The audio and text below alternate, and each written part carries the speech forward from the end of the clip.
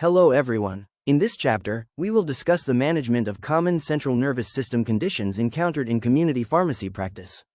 The focus will be on identifying symptoms, understanding underlying causes, recognizing red flags for referral, and providing appropriate evidence-based management. Let us start with headaches, one of the most common complaints.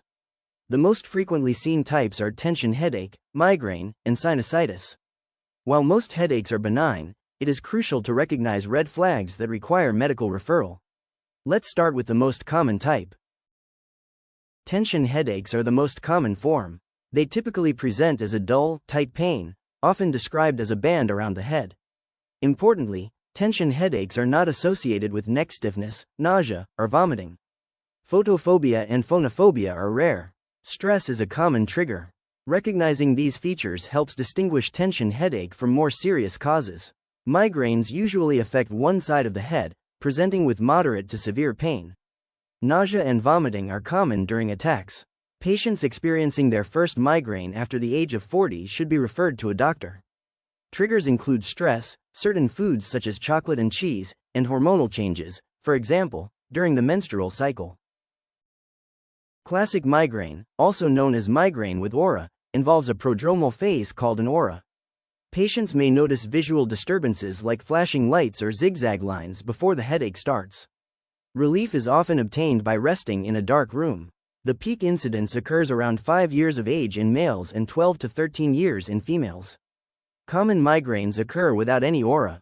Peak incidence is slightly later, around 10 to 11 years in males and 14 to 17 years in females. Both classic and common migraines are associated with nausea and vomiting. It is important to counsel patients on identifying triggers and managing attacks effectively. Sinusitis can cause headache when blocked sinuses lead to fluid accumulation and secondary infection. Pain is typically felt behind or around the eye, usually on one side. Associated symptoms include rhinorrhea and nasal congestion. Pain worsens when bending forward or lying down, and the affected sinus is tender to touch. Cluster headaches are characterized by recurrent attacks in clusters, often daily over several weeks or months. Pain is usually localized to one side, affecting the eye, cheek, or temple. Because of their recurrent and severe nature, cluster headaches require medical referral. Chronic daily headache is defined as a headache present more than 15 days per month, typically for 6 months or longer. It may be associated with neck stiffness and always warrants referral due to the persistent nature of the condition. Temporal arteritis is a severe headache caused by inflammation of the temporal arteries. The arteries may appear red, thickened, and tender. This condition primarily affects elderly patients and can lead to permanent blindness if untreated. Immediate referral is mandatory. Headaches can also result from prolonged reading or visual strain, so consider recommending an eye examination. Certain drugs, such as nitrates and oral contraceptives, can aggravate headaches, particularly migraines. Always review medication history when assessing headache causes. Aspirin is used for symptomatic headache relief and may be given in alternate day dosing for migraine prophylaxis. Contraindications include children under 16, due to the risk of Reye's syndrome, as well as asthma, peptic ulcer, and pregnancy. Advise patients that aspirin can cause indigestion and should not be taken on an empty stomach. Ibuprofen is another commonly used analgesic.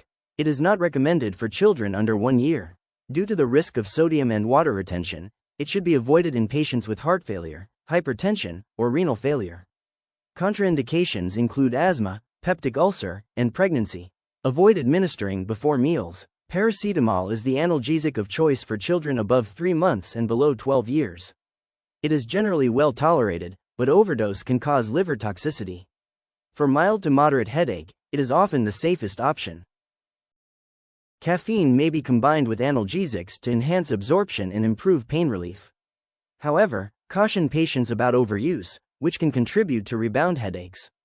Sumatriptan is indicated for acute migraine attacks in adults between 18 and 65 years. A single 50 mg tablet should be taken as soon as the headache starts. If the headache recurs, a second tablet may be taken after at least 2 hours, with a maximum of 100 mg per day. Prochlorperazine is used for nausea and vomiting associated with migraine.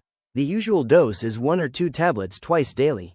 It is available as a buccal tablet, and the pharmacist should counsel on proper administration. Buclizine is an alternative for managing migraine-related nausea. During a migraine attack, gastrointestinal motility is reduced. Therefore, soluble, sublingual, or buccal formulations should be preferred for acute treatment. For preventive therapy, standard oral formulations can be used. Referral is required if headache does not respond to analgesics within 24 hours, the pain is severe, deep-seated, or worse in the morning, if there is recent trauma, neck stiffness, recurrent or persistent headache, or in elderly patients with severe frontal or temporal headache and malaise, which may suggest temporal arteritis. Always consider red flags before recommending OTC management. Now, let's discuss insomnia, a common sleep disorder encountered in pharmacy practice. Insomnia is characterized by difficulty falling asleep, staying asleep, or obtaining restful sleep. Causes can be multifactorial, including depression, environmental or lifestyle factors, and medications. Common drugs that may precipitate insomnia include decongestants like pseudoephedrine, fluoxetine, MAO inhibitors, corticosteroids, appetite suppressants, phenytoin, and theophylline. Always take a detailed medical and medication history before recommending any management. For short-term symptomatic management, antihistamines such as diphenhydramine may be considered. This is licensed for use in patients 16 years and older, at a dose of 50 mg taken 20 minutes before bedtime. Anticholinergic side effects are common, so caution is required in patients with benign prostatic hyperplasia or closed-angle glaucoma. Diphenhydramine is also contraindicated in pregnancy and breastfeeding. Importantly, it should not be used for more than 7 consecutive nights. Promethazine is another option. For patients aged 16 and above, the dose is 25 to 50 mg, 20 minutes before sleep. In children between 2 and 16 years, the dose is 0.5 mg per kilogram per dose, but this should be used with caution. Importantly, antihistamines should never be given to children under 2 years due to the risk of respiratory depression. Similar to diphenhydramine, promethazine carries anticholinergic side effects, and use is limited to 7 consecutive nights. Always review contraindications before counseling. Referral is required if insomnia is suspected to be secondary to depression or other psychiatric conditions. Counseling points for patients include taking these medications only for short-term use, avoiding alcohol during therapy, and monitoring for daytime drowsiness. Emphasize the importance of addressing lifestyle factors and sleep hygiene alongside pharmacological interventions.